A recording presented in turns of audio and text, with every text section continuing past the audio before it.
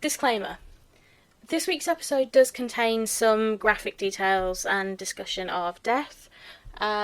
It's not pretty, but we've been as factual as we possibly can. So if you are listening to this with your kids, maybe probably listen to it first, just to see how you would feel with it. So listener discretion is advised.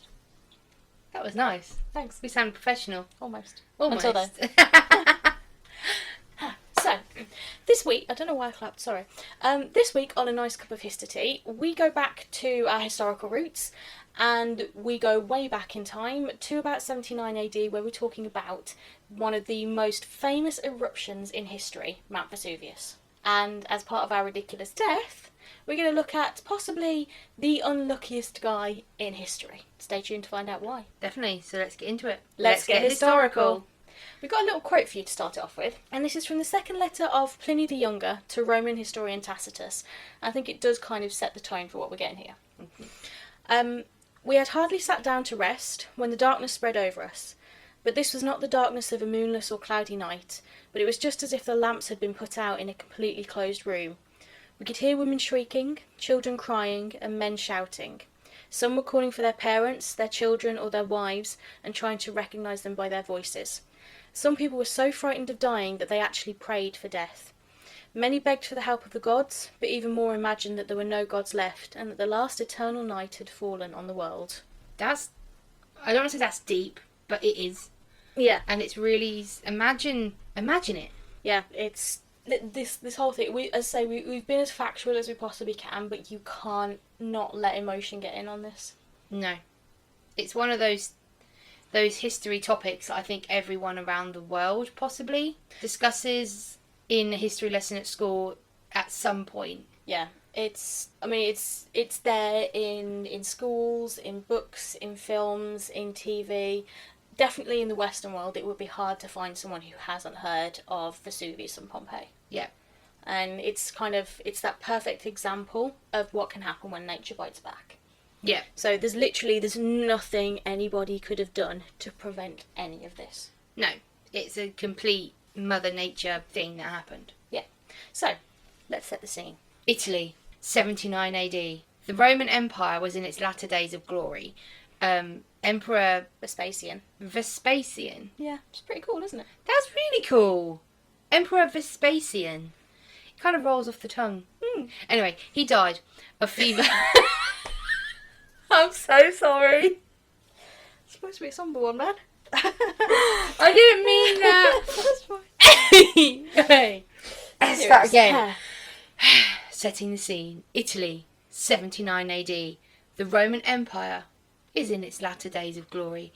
Emperor Vespasian died of fever due to excessive diarrhea in June, with his last words being, "I think I'm turning into a god." A fair assumption, but obviously a little bit. Well, they did have this thing, and I can't remember the actual technical term for it, but they used to believe a lot of the times that their emperors would become gods, and one of the things was that when Julius Caesar died, there was a massive comet that was just seen over the sky, and it's Julius Caesar turning into a god. He was then succeeded by his son, Titus Caesar Vespasianus, who would be rated in history by the historian Suetonius as a good emperor, and oversaw the completion of the Colosseum in Rome, which at the time was referred to as the Flavian Amphitheatre, because they were known as the Flavian dynasty. Oh, that's cool. Because the first one in their dynasty was Flavius. Mm-hmm. His reaction to Pompeii was a positive one, but we will come back to that. Yeah. Pompeii was actually a thriving city in the province of Naples in Italy, and it was a neighbouring city of Herculaneum. It both existed in the shadow of then dormant Mount Vesuvius, the villain of this tale. Yeah. Originally settled in the 8th century BCE by the Oceans, Pompeii was later developed in the Hellenistic period by the Greeks. Yeah. The Greeks ancient Greece is an overarching term, but they referred to themselves as the Hellenists. So anything from that era is called the Hellenistic period, and then we refer to it as ancient Greece. The settlement became a walled town, which would indicate that the settlement was already gaining wealth and importance, because if it wasn't important, you wouldn't need to protect it. No. With a wall. And in around 524 BCE, Etruscans settled in the area, and Pompeii was brought into the Etruscan League of Cities. The Etruscans later lost control of the area to the Greek Cumae, who in turn lost it to the Samnites, who were allies of Rome at the time. And Rome was just kind of starting to come into being. It was a kingdom at that point.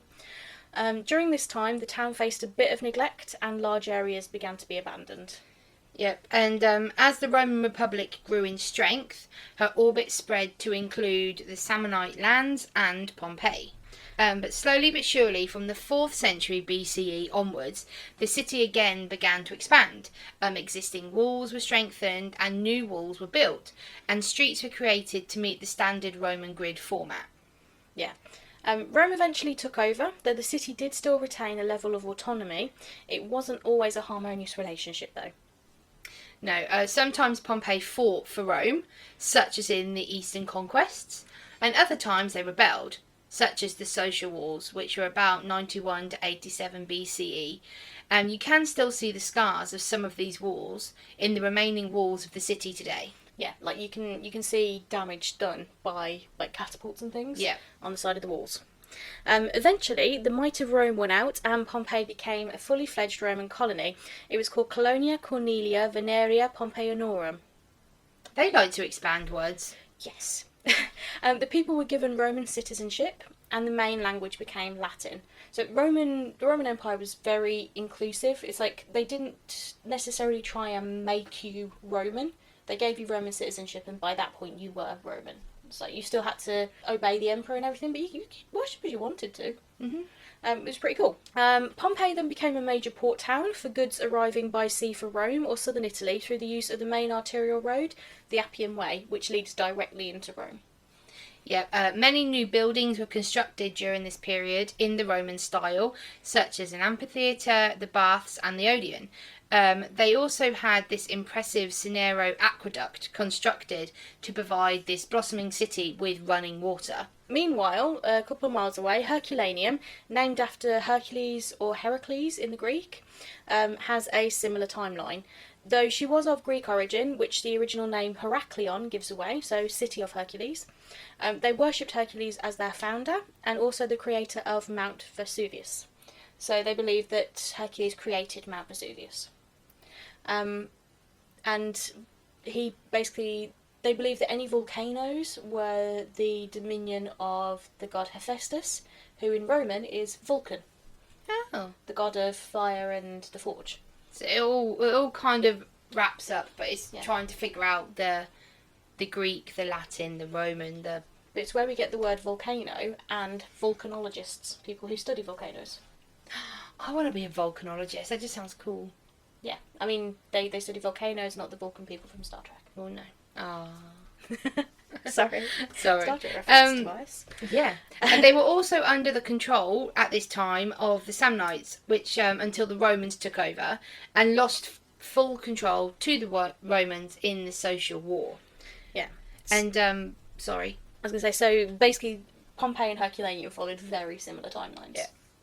And by about 79 AD, Pompeii had a population of around 20,000 and Herculaneum about 5,000.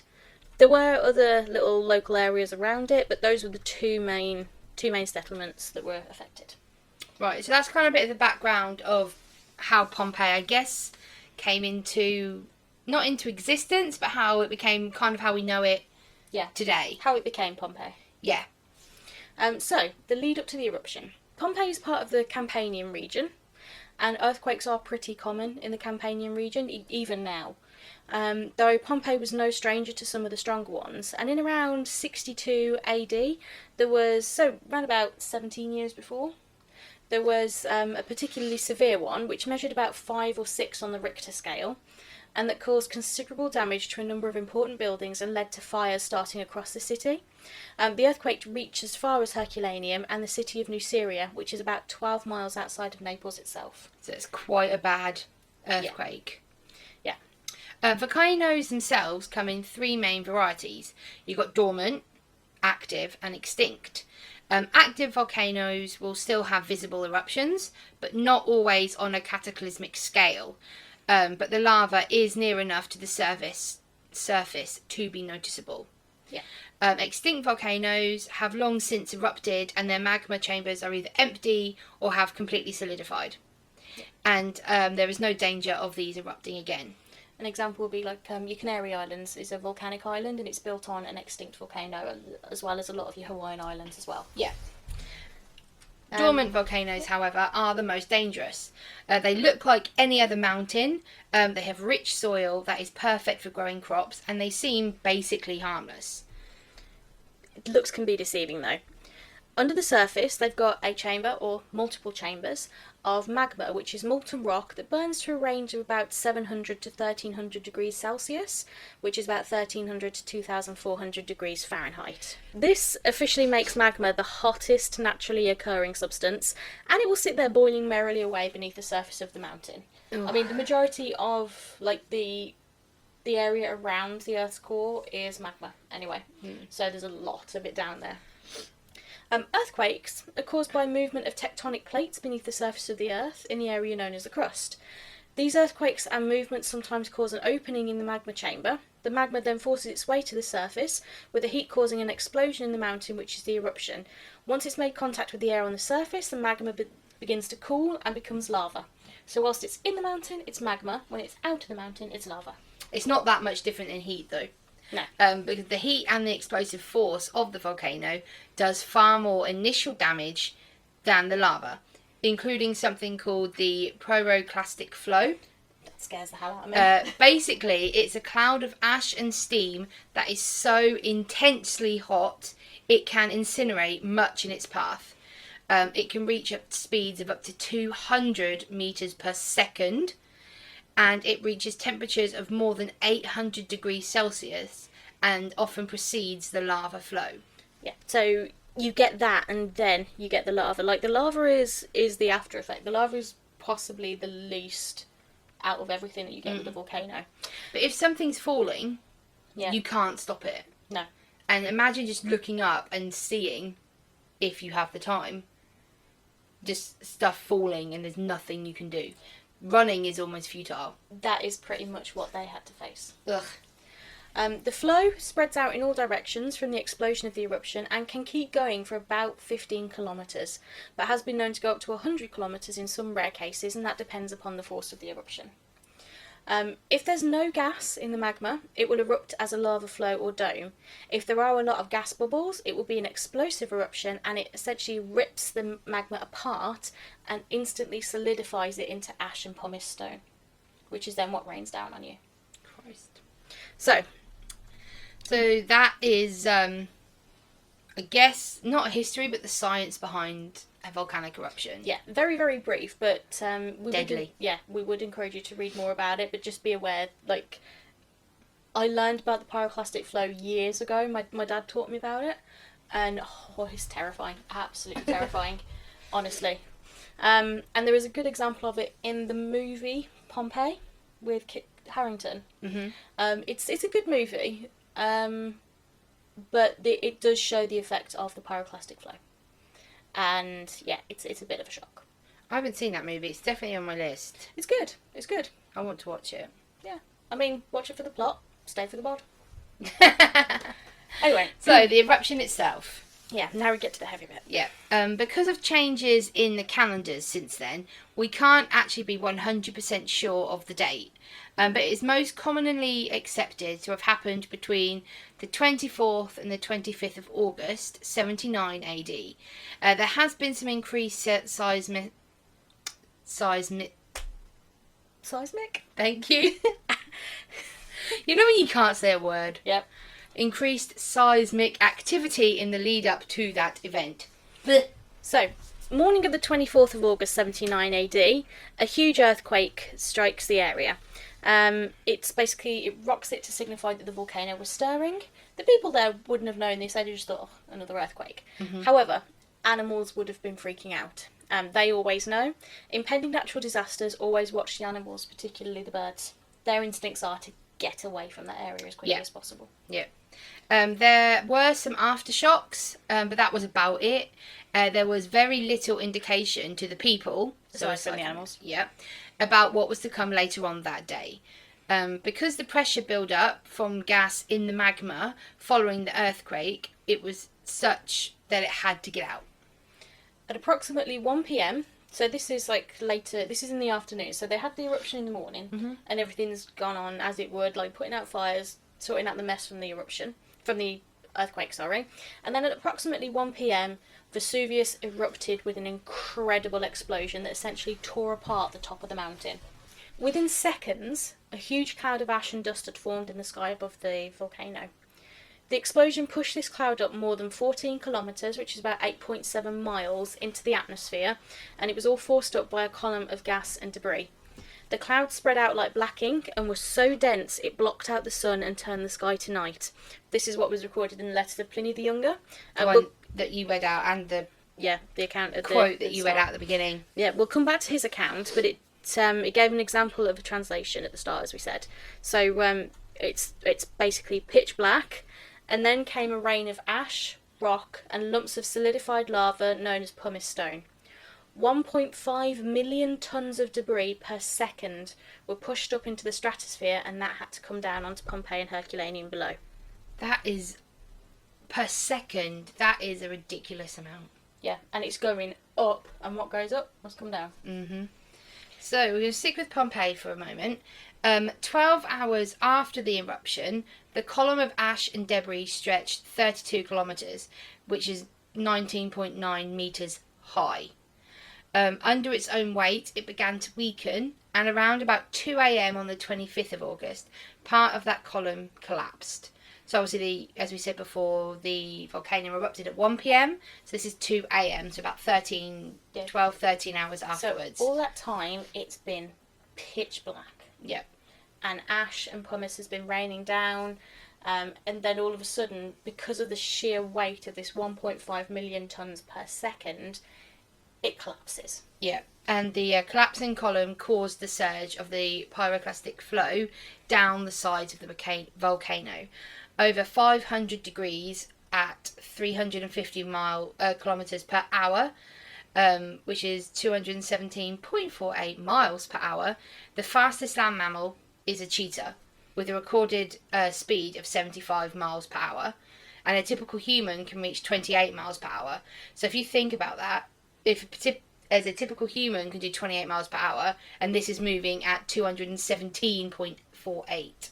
Yeah, that's just under 100% of your speed. Yeah. Of your maximum speed. So which means there's absolutely no way a human can outrun it. No. Not even. Absolutely not. No, not even a tiny bit. So that was the first one. The column then continued to weaken and it collapsed again, causing a second current and then a third, each growing in strength and pushing further and further out, getting closer and closer to Pompeii. At around dawn, the shower of ash and debris began to ease. The survivors thought they were over the worst. They were wrong. Many returned to gather valuables from their homes, believing that they were safe to do so. At around 7:30 a.m, the column above Vesuvius collapsed for a fourth time, and a fourth current surged down the volcano. This one reached Pompeii. It went even faster than the first three, and there was no chance. So it went faster than the 217 miles per hour. Yeah. So we're going to leave Pompeii now and focus on Herculaneum for a moment. Yeah. Herculaneum had actually been hit by a current 5 hours earlier because it was closer to Vesuvius. So basically, out of the three that erupted, it got hit by either the first or the second one. Herculaneum is only 7 kilometres from Vesuvius, and the remains of the city weren't actually discovered until the 18th century. Excavators were confused by how few human remains there were. Then they looked in the boat sheds. It took less than 5 minutes for the current to strike Herculaneum. They were killed instantly. It essentially vaporised their flesh and left only blackened skeletons and cracked skulls due to the bits of pumice rock in the current. At least we can take from that it would have been fast. It would have been almost instant. This is the bit that we're given the disclaimer for. Yeah. Some of the bones show blackening inside and out, with cut marks indicative of very, very high temperatures. There are black and red marks inside the skulls and against the bones, and inspection on a spectrograph showed a high concentration of iron. This could have been due to metal objects such as jewellery being melted into the skin and the blood just being boiled away. Some of the markings on the skulls were not clean cuts, rather like shatter abrasions that indicate the intense heat causing the skull cap to explode outwards as the brain just turned to ash. So basically, it was that intensely hot that they were instantly vaporized. Their brains were turned to ash, and the intense heat caused the skulls to explode. So it literally would have been lightning fast. So they wouldn't have felt anything. That's something you have to take from it. They wouldn't. No, they wouldn't. It was believed for a long time that the majority of victims in Pompeii were killed through suffocation from the ash coming down on them. However, there are other clues that more modern forensic science has uncovered, which would suggest a pugilistic attitude, which means a fixed posture at the time of death caused by extreme heat. So it was the current that killed them in Pompeii. This pose isn't found in Herculaneum.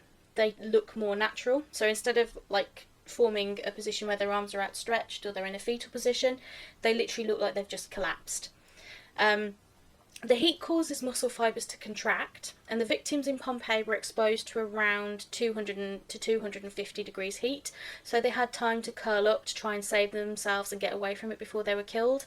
They felt it. Oof. They felt the heat. In Herculaneum, it was almost instantaneous. The flesh, the organs, muscle, tissue were all turned to ash before they even had time to curl up against it. In Herculaneum, only ash and bone survive. In Pompeii, the underlying corpses have long since decayed, but the ash and later plaster casts show that the fabric from the clothes they were wearing survived the current. The University of Edinburgh experiment on the BBC programme Pompeii, the Mystery of People Frozen in Time, which I got some of this information from, they did an experiment to show basically how the clothes could have been preserved. And what they did was they put a piece of pork wrapped up with wool, it's like boiled wool, which would have been the fabric they would have worn at the time, and they put it in a little bit of tin foil, and they put it inside this tube, and they exposed this tube for 150 seconds to 200 to 250 degrees, and basically the wool burned on the edges but was fine, and the pork was partly cooked. So it would have been a combination of heat, exposure, suffocation that killed them, and then the intense heat like morphed their bodies. So they would have died much more slowly than the people in Herculaneum. Yeah, that's not great. No. I would recommend that series, by the way. It's interesting. Terrifying, but interesting. Mm-hmm. So, the aftermath of this whole event. Emperor Titus reacted by appointing 2 former consuls, which were important political figures in ancient Rome, to organise and coordinate a relief effort to help the survivors and those in the outlying villages who were affected by earthquakes. He himself donated large sums of money from the imperial treasury to aid the victims. And he also visited Pompeii twice following the eruption to see for himself what could be done. As well as Pompeii and Herculaneum, there were a number of smaller settlements, including Oplontis and Stabii, that were destroyed. The exact death toll is unknown, but it is believed to be between 1,000 to 2,000 in Pompeii, and as many as a total of 16,000 in the surrounding areas. The only surviving eyewitness account is from Pliny the Younger in a pair of letters sent to the Roman historian Tacitus. His uncle/adopted father, Pliny the Elder, is actually counted among the dead. Pliny the Elder was an important person in the Roman Empire and good friends with the ranking families in Pompeii and the surrounding area. At the time of the eruption, he was aboard a ship not far from shore. He wanted to go and help rescue people that he knew in Stabii, but his crew advised him against it. His response was, "Fortune favours the bold," which has become a well-known saying. So now you know the origin of the saying. Yep. They reached the shore, despite the deadly hail of rock and ash, and actually rescued his friends. However, the ash and winds prevented the ship from setting sail again, so they were stranded. So they got them away from the shore, but they were still stuck.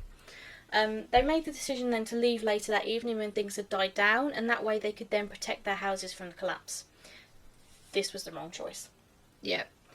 As the current came down from the mountain, they were engulfed by the searing toxic gases. Pliny the Elder is believed to have suffered from asthma. He was caught in this cloud of toxic gas and he suffocated to death. When he was found days later, there was no external marks on his body, so it was asphyxiation that killed him. This has since been disputed, and some historians such as Conway Zirkle and Jacob Bigelow contest that it was actually a heart attack brought on by shock and his corpulent from the death of Pliny the Elder. Yeah, basically they said that he had a heart attack because his heart was under strain because he was too big anyway, couldn't really run away, had a heart attack and died, and it looked like asphyxiation, which is why there were no marks. As the only surviving record of the eruption, and because the detail into which they go, as well as for his work, Pliny the Younger has been immortalised by volcanologists in the term Plinian eruptions. These are the more violent type of eruptions that cause the immense columns of debris and gas to be ejected into the stratosphere, such as Vesuvius, or the later equally devastating eruption of Krakatoa in Indonesia in 1883. Yeah, efforts were ongoing to help the displaced survivors, but what became of the cities themselves? Well, Herculaneum was uncovered in 1709, with excavations starting in 1738. At the time it was empty, a few animals maybe, but the city had been abandoned. It seemed for a long time like the residents had escaped, but then in 1980, continuing excavations uncovered boathouse structures along the seafront, full of skeletons. So they were all pushed to one area. Yeah, basically they all thought there's all this ash and rock, so what we're going to do is we're going to wait in the boathouses by the seafront. The sea's there, the lava's not going to come into the sea. You know, it's going to be cold enough to save us. Ships will come and save us. Nothing could. In the early 1990s, further excavations uncovered a building dubbed the Villa of the Papyri, containing over 1,800 carbonised papyrus scrolls. The work to see what's on them is extremely delicate and laborious, but both these and the Oxyrhynchus papyri are some of the most intriguing surviving written works of the time, preserved by natural phenomenon out of sheer luck. So it's literally pure luck that we have this writing because of Vesuvius erupting. It just carbonised them instantly. So what they're doing is it's really painstaking stuff. They're rolling them out fractionally and just scanning each bit to see what words survive. Pompeii itself lay frozen in ash and time until architect Domenico Fontana stumbled across it in 1748. The city was unchanged after almost 2,000 years, and over the following centuries she has slowly given up her secrets, and there is still a lot of work to be done. Yeah, casts have been made of the victims with as much care and sensitivity as possible, and you are actually able to visit the ruined city and see for yourself, as though looking at detailed 3D photographic evidence of the last hours of those poor people. It's eerie. Yeah. You can view some of these online, because obviously with COVID we can't go anywhere. Yeah. You can view a lot of these online and they tell their own stories, but be warned, this can be distressing to see in some cases, so brace yourself.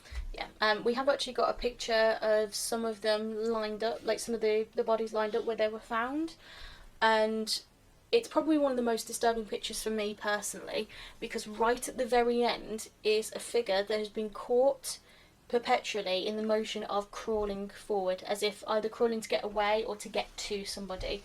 And you can see everybody else lying down, but this one you can still see the facial features. And it's crawling towards them, and it's just like, who are they trying to get to? Yeah, I know there's also one of it's like somebody hugging a child. Yeah. Vesuvius is still an active volcano and has erupted a number of times since 79 AD. It's the only mainland European volcano to have erupted in the last century. It's one of the most dangerous volcanoes in the world, and erupts violently every 2,000 years or so. So she currently sits waiting. And it's about 2,000 years. That's a little bit terrifying. Yeah. The city of Naples and surrounding areas have a population of 3 million and currently flourishes in her shadow. 600,000 people are estimated to live within the danger zone. So her eruption in 79 AD probably cost around about 16,000 to 17,000 lives. Now you're talking about at least 600,000. Yeah. Would you, knowing, because obviously we've just said it is a known active volcano, it's going to erupt again, would you live within its danger zone? No. I personally wouldn't. No. But the soil there is incredibly fertile. Like, volcanic soil is some of the best crop growing, and it's responsible for some of the best wine regions in like the Naples area. Fair. So it's a good livelihood. You just, might die for it.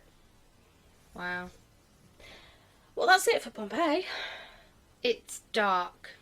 Yeah, it is dark and it is sad, and just I got quite, because I messaged you about it, I got quite emotional reading about it and just thinking of the last moments of these poor people, in that they thought it was over, they thought it was safe, they went back home to get their valuables, and then all of a sudden this massive explosion, and then this cloud of ash and dust comes at them, that they wouldn't have had time to run, and they just would have been caught in it, and just the last moments of such pain and fear. That's not you. Nobody wants to die. No. But when you think of it, you want to go quickly or like in your sleep. Yeah. Nobody wants to go in pain. No. And they went in possibly the most excruciating of pain. I mean, it wouldn't have been for very long. But still. But they would have immediately felt it, like the searing on their skin. Yeah, no. Poor souls. Not pleasant. I would like to go to Pompeii one day. Yeah. And Herculaneum. Mm-hmm. And from what I can gather from that BBC show, the skeletons are still there. That's in good. the boat shed. Like they've left it. I mean, technically it's the gravesite now, they can't disturb it. But I would like to go to Pompeii to see. Yeah. And the way they've done it is they've left the bodies where they are for the most part. There's just a couple that they've moved, and they've made casts of them. There's 2 in, I think it's the Magellan. I could be wrong in the name of it, but it's basically an old amphitheatre type thing, and they've put 2 in there, and it's those 2 that gave them the idea of the pugilistic attitude, to say that it was the heat that killed them, not the ash. But on one of them, you can see the ash has started to come away, and you can see the top of the skull underneath. And there's another one where he's now in, I think it's a wine shop or a wine cellar, and he was actually in the fetal position, and they've cast him and just put him there. And it's kind of like a living museum, the way they've done it, in that they've got, the buildings are still exactly as they were, all the stuff inside them is still exactly as it was, but every so often you just see a cast of a person that would have been there. Yeah. It'll be interesting to go, but maybe check the Vesuvius forecast first. Maybe. Possibly. So, now to the ridiculous death. Yes. In an episode with so much death and destruction, it is kind of hard to talk about more, but whilst researching the death, we did come across a story of someone discovered in May 2018 at the Pompeii Archaeological Park, who has been dubbed as the unluckiest guy in history. Yeah, this is not a funny one, but also like Yeah, but it's... mate. It's not it's not necessarily what it seemed, but we will tell you what it looks like first. Yeah. He seemed to have survived the worst of the initial explosion, making it to the outskirts of Pompeii, which meant he missed the pyroclastic flow. The problem is, the speed and the intense heat and the current of the flow leaves something akin to a war zone behind it, uprooting trees, vaporising the majority of organic matter, and tearing buildings apart. Yeah, so our poor victim appears to have had some injury or infection in his leg. So he couldn't particularly move very fast, but he still somehow made it to the first floor of a building immediately outside of the worst of the flow. Whilst more recent excavation have found various missing pieces and concluded that he likely actually died of asphyxiation after not entirely escaping the flow, the initial view did not look like this. The way he was found? A pair of skeletal legs sticking out from under a giant piece of rock. Whilst that isn't technically how he died, the initial view was that his poor sod had escaped the current only to be levelled by a flying piece of debris. So, you get away from the ash, you get away from the rock, you get away from the flow, you're just about making it out, whomp, piece of rock. That's unlucky. We will actually put a picture of this poor soul, how he was found. But they did actually find his skull later on, but he was completely decapitated. Yeah. But yeah, it's a massive piece of rock with 2 legs sticking out. It looks like every single like Roadrunner cartoon you could think of. It's when it first came out, that's what people had thought had happened. And I just remember reading it in the newspaper and thinking, oh, that's unfortunate. Yeah. Yeah. But yeah.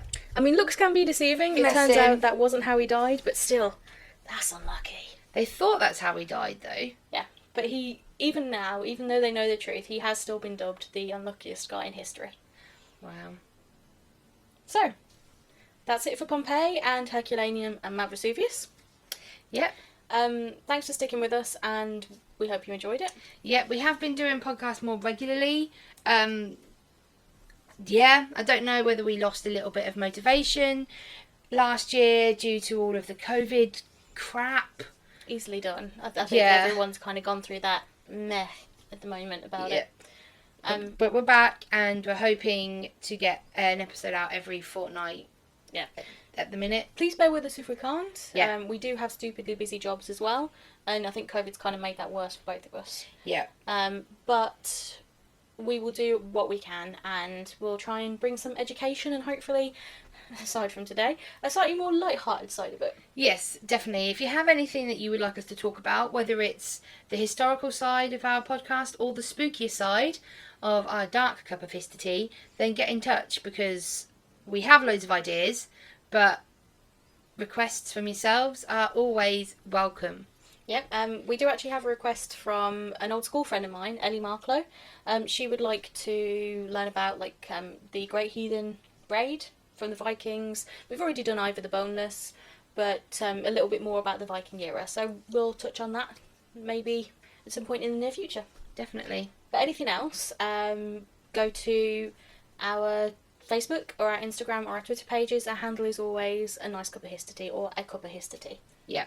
So just Google us, find us. We're the two nerd-looking people in helmets, as you do. Yeah. And we'd love to hear from you. Definitely. But until then, take care, and we will speak with you soon. Bye.